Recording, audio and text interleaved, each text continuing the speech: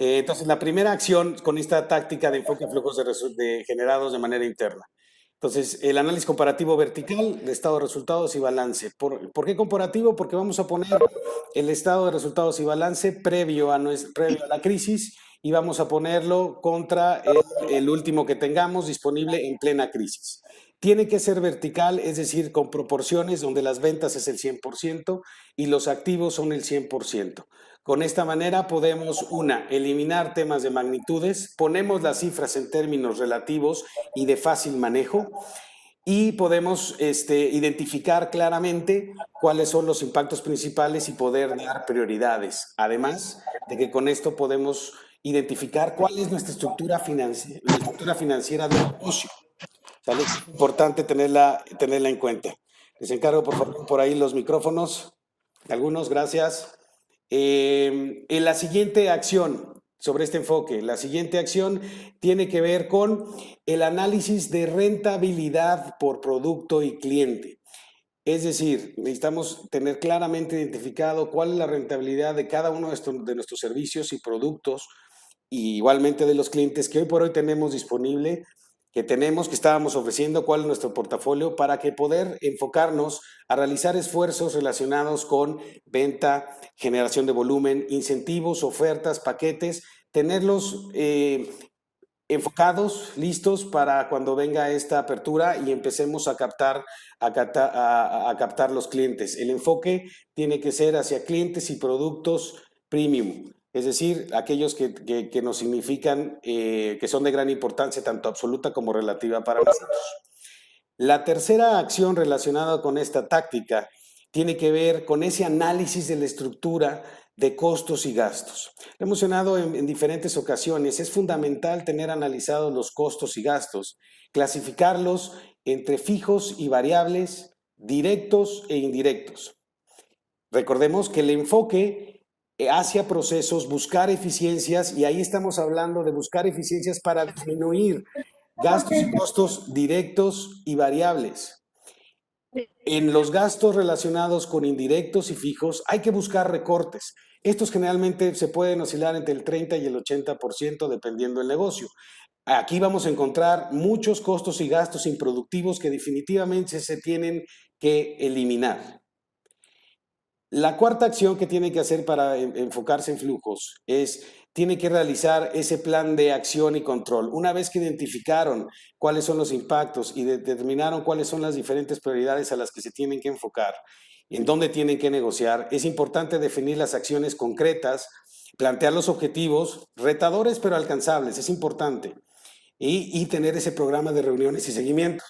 También es momento a lo mejor para pensar si es necesario realizar esas matrices de gestión de riesgos, de causa, origen, respuesta, probabilidades e impacto.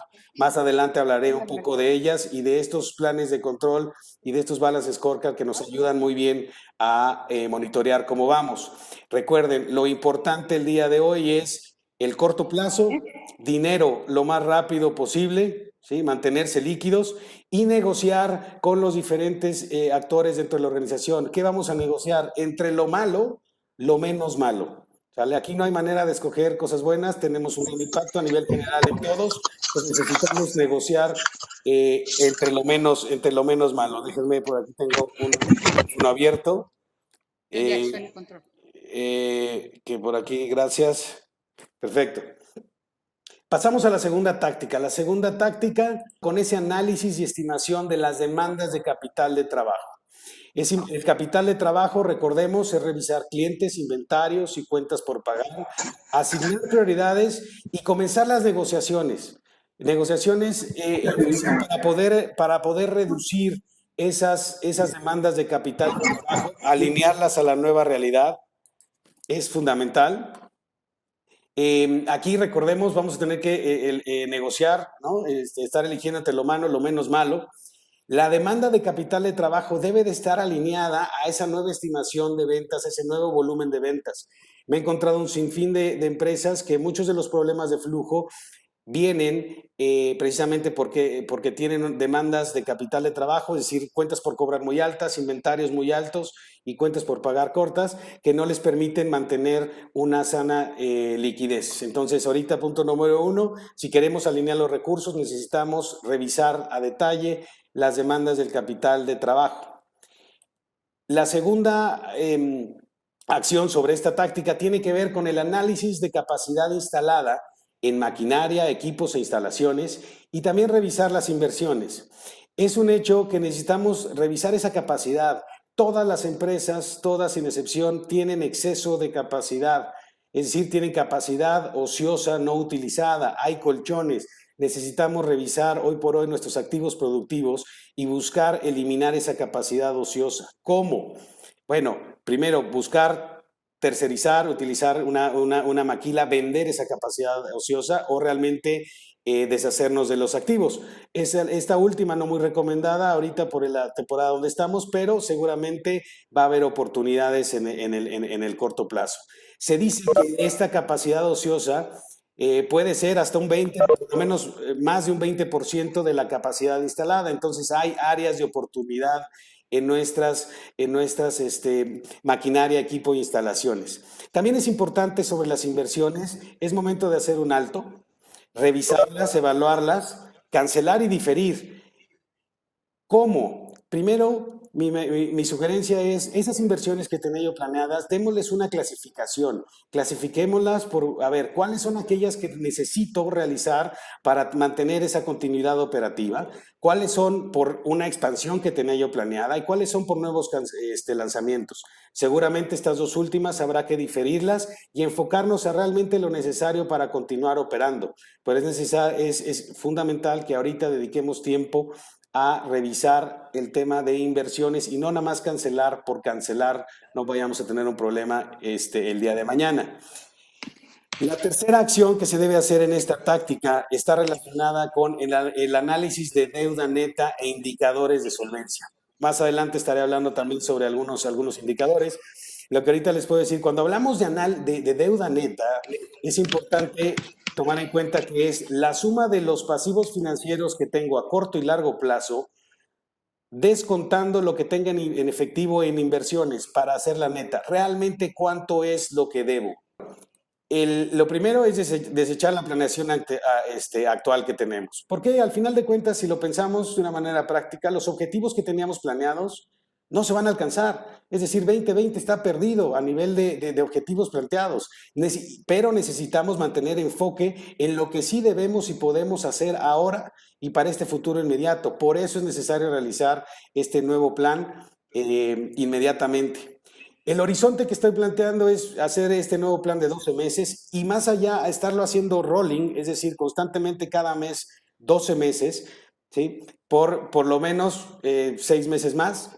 ¿Sí? Y este plan tenemos que tener simulaciones, ¿sí? 3 simulaciones por cada ejercicio. Recordemos que hubo varios impactos, en particular 3, un alto impacto, medio y bajo impacto para el tema de la crisis, dependiendo de los sectores. Aquí la propuesta es, si tu negocio fue de alto, tuvo un gran impacto, es decir, entre 70 y 90% de disminución en ventas, aquí la sugerencia es tener un escenario de 10 meses pesimista más los siguientes 2 meses en un escenario base. Con eso tendrías 12 meses para poder enfocar los nuevos objetivos, nuevos métricos que se tienen que hacer. Si tu impacto fue medio, entre 50 y 70% de tus ventas, la sugerencia es tener 7 meses de un escenario pesimista de este año 2020.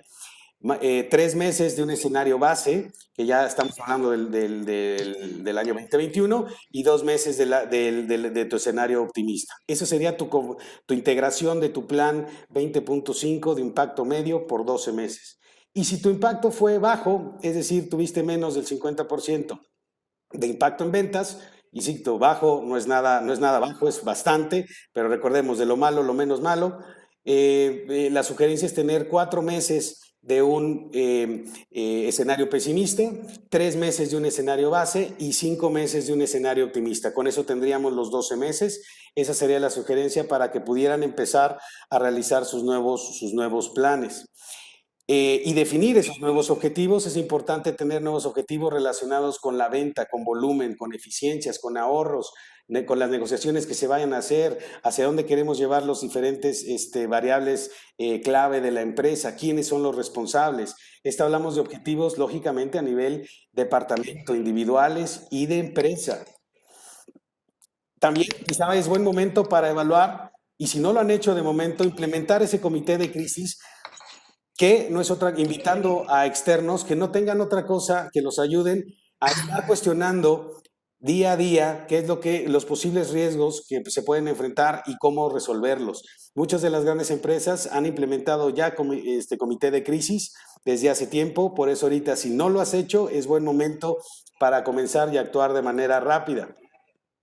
Ya la evaluación del plan 20.5, lo que se haya puesto, lo vamos a medir, se va a evaluar en el 2021. Ya redefiniremos hacia qué camino se debe de tomar, cuáles fueron los resultados, se darán las retribuciones correspondientes acorde a los planes y puede ser esta definitivamente base para nuestra planeación estratégica. ¿Sale? Ya habremos recorrido 12 meses a lo largo de esta recuperación y ya debemos tener un panorama mucho más claro de qué es lo que podemos ver hacia futuro. Entonces sí, planeemos mediano y largo plazo, ya estamos en condiciones. Sobre esos tableros de control, habría que poner indicadores relacionados con rentabilidad. ¿Sí? En particular, recomiendo la del retorno sobre el capital empleado, o ROCE, ¿sí? Por sus cifras, que tiene habla sobre una rentabilidad en una utilidad de operación después de impuestos, multiplicada por una rotación de ese capital empleado. Recordemos que el capital empleado en una organización está conformado por el capital de trabajo neto y los activos fijos netos. El siguiente indicador que les sugiero mantener también a la par tiene que ver con el ROE, al estilo con la apertura del modelo DuPont, donde hablamos de márgenes netos, rotaciones de activos y apalancamiento. Abrirlo así nos da un claro norte de qué es lo que está pasando en nuestra organización. Recordemos que, déjenme checo lo de un audio por ahí. Aquí, Leslie, aquí, ya está. Entre estos dos, el ROE mide efectivamente la rentabilidad tomando en cuenta la estructura financiera de la empresa, mientras el ROCE mide la rentabilidad operativa del negocio. Por eso es muy importante mantener los dos, máxime que estamos buscando realizar cambios estructurales en nuestra compañía y seguramente, aunque no los queramos, los vamos a experimentar. Por último, en cuanto a rentabilidad, quisiera incorporar el tema de EVA, Economic Value Added, por sus siglas en inglés, y esto no es otra cosa más que esa generación de valor económico agregado. Esta conceptualmente dice que, bueno, la rentabilidad o ROCE de la compañía tiene que ser mayor al costo de capital o de origen de los diferentes recursos, sea de pasivos o sea de capital. Esto tiene que ser, el ROCE tiene que ser mayor, entonces estoy generando EVA. Este concepto fue muy famoso en los años 90 y es más, se fue a nivel de cultura en empresas. Ahorita considero importante que se retome ese indicador y se pueda volver a llevar a nivel de cultura donde todo el mundo estemos enfocados a generar valor agregado. ¿Sale? Todo aquello que no genera valor agregado deberíamos de estarlo desechando. Otro de los indicadores, otra sección dentro de esos tableros de control tendría que estar relacionado con la solvencia definitivamente. Había yo hablado sobre algunos indicadores. Recordemos, solvencia al final tiene que ver con esa capacidad económica que tenemos para enfrentar las obligaciones. Si estamos hablando de largo plazo, estaremos hablando de liquidez. Si estamos hablando de largo plazo, de solvencia pura. ¿Sale? Finalmente, esta sección tiene que ver con solvencia como la capacidad económica para enfrentar las obligaciones. Y en estas sugiero 3 indicadores. El primero, lo habíamos visto, ya lo había mencionado, sobre el EBIT entre intereses pagados. Lógicamente, entre más grande es mejor, por lo menos mayor a 3. Menores a 1, estamos hablando temas de insolvencia. El siguiente indicador que tiene que ver con deuda neta, entre el EBITDA, aquí lo que estamos buscando es que sea menor, lo menor posible, por lo menos menor a 2.5, esta se mide en años, ¿sí? Estaríamos bien. Si este número es grande, cercano a 5 o mayor a 5, pues vamos a tener riesgos lógicamente financieros, ¿no? Nuestra deuda es, ¿no? Muchos años por arriba de nuestro EBITDA y eso no es bueno. No podemos comprometer el EBITDA eternamente de una organización, además que no se puede. El tercer indicador que sugiero es este concepto de flujos libres de caja, esos flujos libres de caja entre la deuda neta. Aquí entre más grande, mejor. ¿Qué son los flujos libres de caja? Son a todos esos flujos que se derivan de la operación, que parten de una utilidad operativa después de impuestos, más las demandas de capital de trabajo y las demandas de inversión que tengamos. Son aquellos flujos que se quedan libres para poder hacer frente a inversionistas o a prestamistas. Esos divididos entre la deuda neta, tenemos que buscar que sean lo más alto posible. ¿Sale? En una tercera sección, digamos, de indicadores debería estar relacionada con la operación. Y más allá de operación, de hacer indicadores, digamos, operativos de manufactura, aquí queremos ver cómo estamos manejando los activos, el capital empleado que tenemos. Y el primero sería este ciclo de caja. El ciclo de caja no es otra cosa más que el estar midiendo los días cuentas por cobrar, cada cuándo le cobro a mis clientes, más los días inventarios, menos los días cuentas por pagar. Es importante revisar y plantear objetivos sobre para mantener un ciclo de caja pequeño y constante. ¿Sí? La idea es mantenerlo lo más bajo posible. Seguramente aquí es donde vamos a tener que platicar con clientes y proveedores para ver qué alternativas tenemos para poderlos disminuir. Recordemos, se han empezado ya a dar trueques al no haber efectivo, estemos abiertos a ese tipo de posibilidades. Otro tendría que estar relacionado con la rotación de los activos. Y a propósito puse activos porque estos pueden ser la rotación de activos fijos, la rotación del activo total, la rotación del capital empleado. Y esta no es otra cosa más que las ventas dividido entre el tipo de activo que queramos medir. Aquí lo que buscamos es tener, ¿sí?, un mayor nivel de rotación, mantenerlo lo más alto posible. Y esto no se logra más que aumentando, lógicamente, las ventas o disminuyendo toda la serie de activos, sean fijos, totales o capital empleado, a través de enajenaciones o tercerización.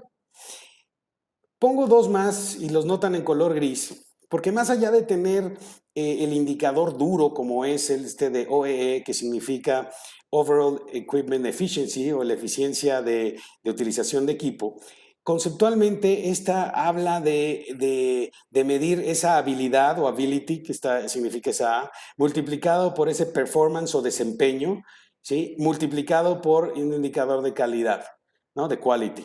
Al final lo que nos dice, vamos a utilizar de una manera eficiente los equipos, entre más habilidad, más uso le demos a los activos, mejor desempeño, mejor producto, ¿no?, estemos sacando y con la calidad necesaria. Esto, si lo pensamos y lo extrapolamos a nuestra organización, puede llegar a ser un concepto igual que se pueda permear en la cultura, ¿sí? Utilizar las herramientas, los equipos de la manera más eficiente posible. Volvemos al tema de eficiencia, de hacer las cosas con enfoque, como habíamos hablado sobre el EVA. El otro, que seguramente lo conocen, el OTD, que es On Time Delivery, por sus siglas en inglés, ese tiene que ver sobre las entregas a tiempo, todo el tiempo, ¿no? Y esta como filosofía también considero que se debería de permear más allá de los indicadores que pudieran ser en la cadena de suministro o en el área de ventas o en el área de producción. A nivel general debemos de entregar lo mejor posible a tiempo todas las veces nuestros productos y servicios. Volvemos al mismo tema, enfoque. Llevarlo más allá de un indicador, llevarlo a un tema de cultura. Hay otra serie de indicadores que se pueden incorporar, que pueden resultarles nuevos o no. El tema del costo de la mala calidad. No solamente el costo, este costo de mala calidad no solamente incluye el costo per se de alguna parte o de algún desecho, una merma, incluye todo. El hecho de haber tenido que despedir empleados por la crisis, ¿cuál es ese costo de capacitación nuevamente? Es un costo de una mala calidad. El hacer recontrataciones, el tener errores en la serie de decisiones, poderlas cuantificar y se hace una suma de ese costo de mala calidad, vale la pena a lo mejor empezarlo a monitorear y buscar que este sea lo menos posible. Cualquiera que sea el dato que tengan hoy, buscar disminuirlo, seguramente les va a dar una ventaja.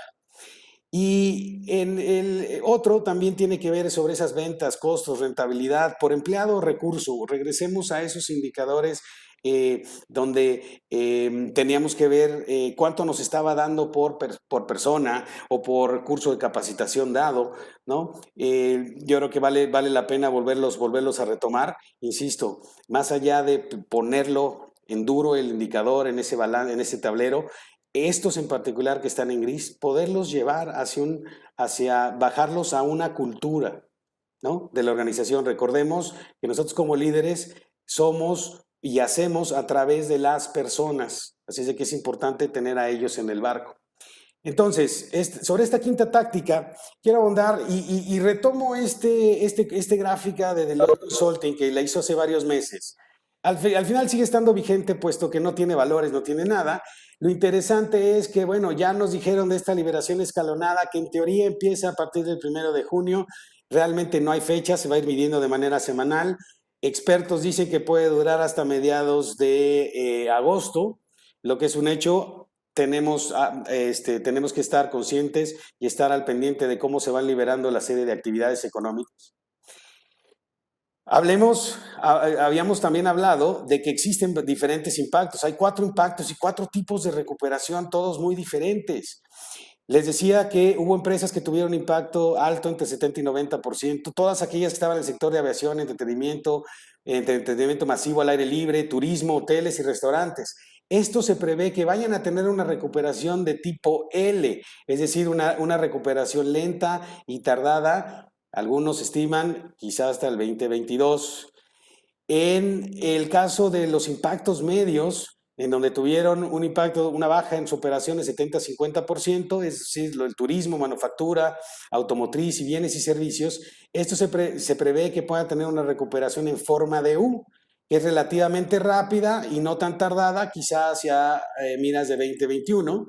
Y los de bajo impacto, que tuvieron una baja entre 50 y 30% de su operación, servicios financieros, bienes y bienes y servicios también, y transportes, esto se prevé que puedan tener una recuperación en tipo V, que es rápida y casi inmediata, pensando hasta los 2020. Ahora, es un hecho que hay varios sectores que crecieron más de un 50%, como fue todo el comercio electrónico, telecomunicaciones, todas las plataformas de redes digitales y consumo digital, el farmacéutico, artículos de higiene, limpieza en cuanto a retail.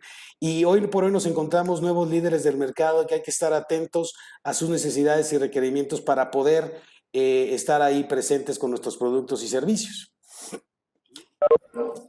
Hoy por hoy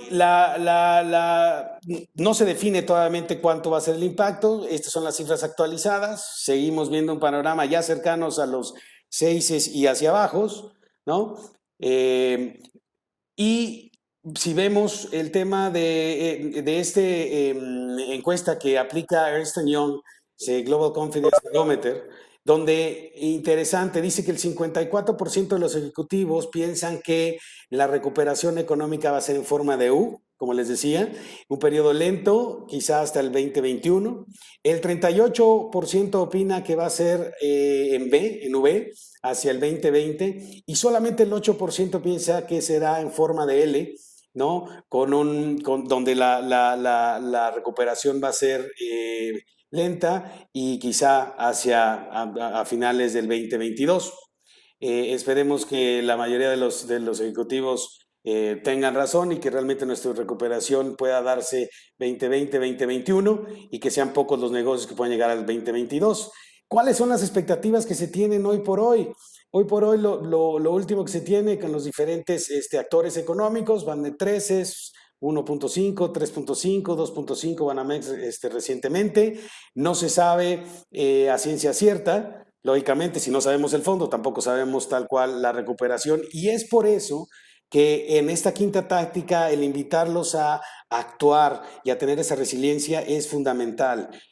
Y por eso les quiero compartir un análisis que estuvimos haciendo aquí en la firma sobre cuál sería realmente el impacto de aquellas empresas que tuvieron una gran crisis, ¿no? Que tuvieron una pérdida entre 90 y 70% de sus operaciones. ¿Cuál fue su impacto en estos indicadores importantes, ¿sí? ¿Y cuál pudiera ser la recomendación?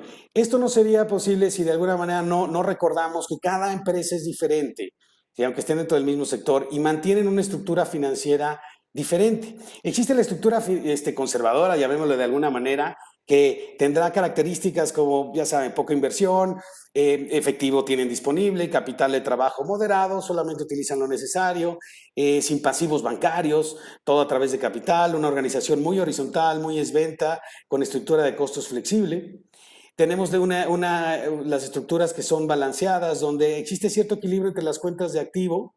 Hay deuda financiera también equilibrada entre pasivo y capital, inclusive entre corto y largo plazo.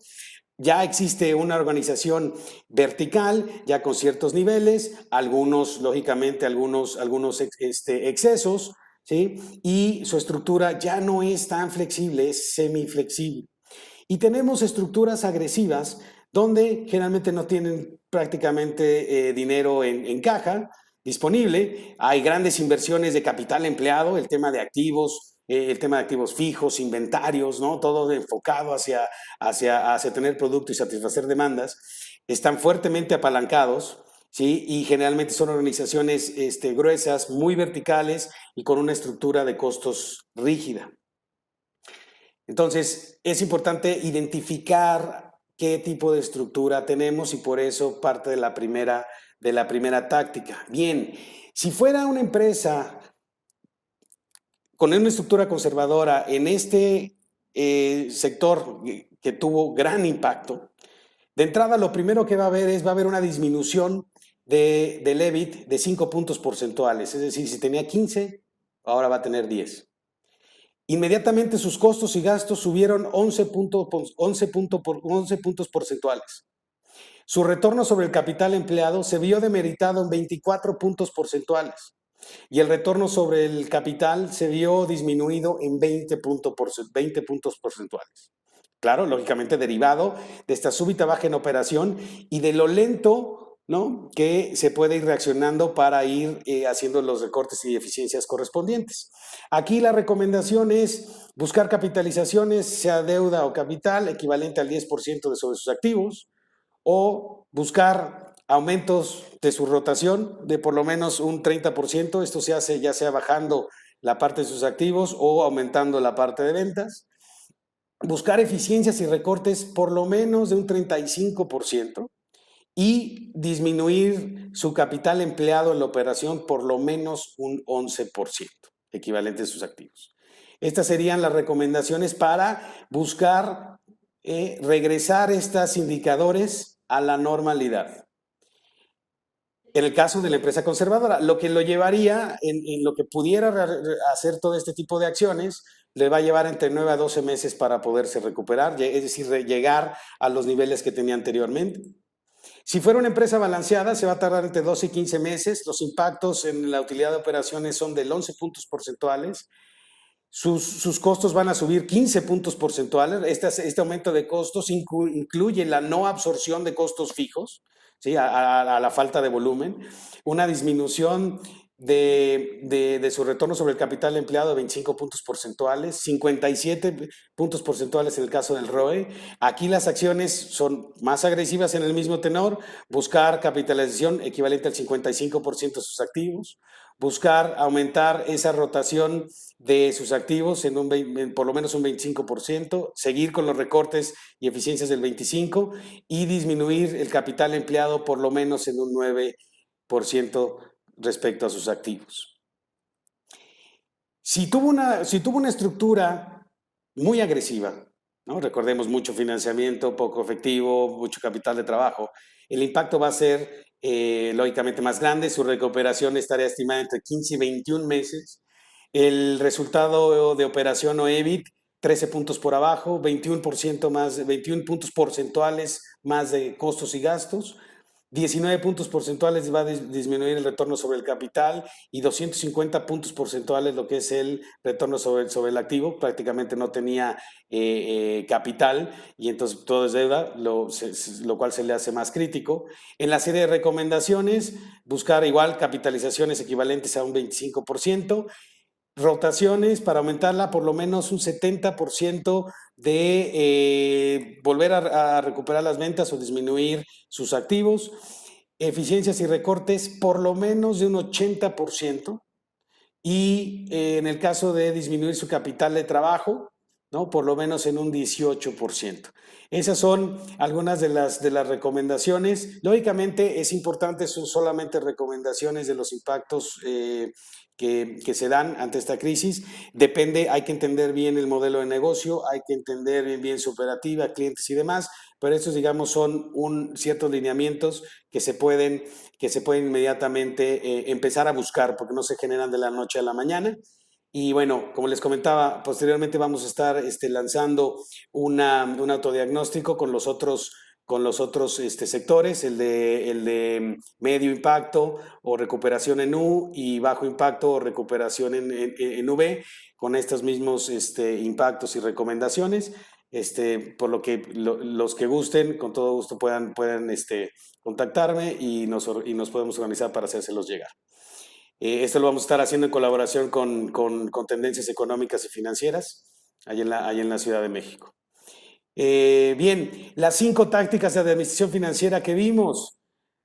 Primero, la primera táctica, enfoque en los flujos generados de manera interna. Segunda táctica, la alineación de los recursos empleados en la operación a la nueva realidad. Tercera táctica, diseño e implementación de un nuevo plan operativo. Yo le denominé Plan 20.5, llámenle como quieran, pero es un nuevo plan. Cuarta táctica, implementación de tableros de control y seguimiento de KPIs, estos balance scorecard o matrices de gestiones de riesgos. Y la quinta, esa resiliencia, desarrollarla y actuar proporcionalmente al impacto. Ya les mostré ligeramente cuáles pudieran ser esos impactos según las estructuras financieras de su organización. En sí, los mensajes claves de esta serie de tácticas, y los quiero compartir con ustedes, es liquidez versus solvencia. Efectivamente, ambos tienen que ver con la capacidad para hacer frente a los compromisos. Privilegiemos el corto plazo versus el largo plazo.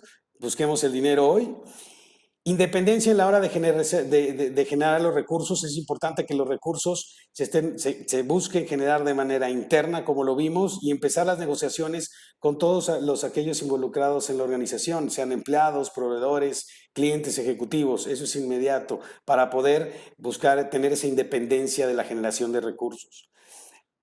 Tercer mensaje clave, fortalece la estructura financiera, identificar cómo estamos hoy y buscar simular cuál debiera ser su estructura financiera. Si está en agresiva, ¿cómo me muevo hacia conservadora o de balanceada conservadora o viceversa? Dependiendo cuál sea su modelo de negocios y su preferencia. Lo importante es tenerla identificada, definir su estructura financiera óptima. No hay ideales, sí hay óptimas por empresa, y moverse hacia ella. Punto número 4, la parte de la rentabilidad sobre los negocios, es hacer los recortes y eficiencias necesarias en nuestras operaciones, el enfoque hacia clientes y productos rentables, aquí es enfoque, enfoque, enfoque. La tercera tiene que ver, la quinta, perdón, con la eficiencia en el uso de las inversiones, ¿sí? Mantener lo necesario y diferir o cancelar lo superfluo, eliminar también lo que está ocioso y no requiero. Quitémonos toda la serie de colchones en nuestra operación, eliminemos lo que no nos sirve de manera inmediata. Y el tema de la resiliencia y actuar, seguimiento y control, pues eso al final es clave, como lo vimos, llevar ese monitoreo. Como empresarios sabemos y debemos salir fortalecidos de esta situación. Les comparto lo que decía Charles Darwin, al final quien sobrevive no es el más fuerte o inteligente, es quien se adapta al cambio el que sobrevive. ¿Sale? Lo dijo Charles Darwin, se los dejo como reflexión.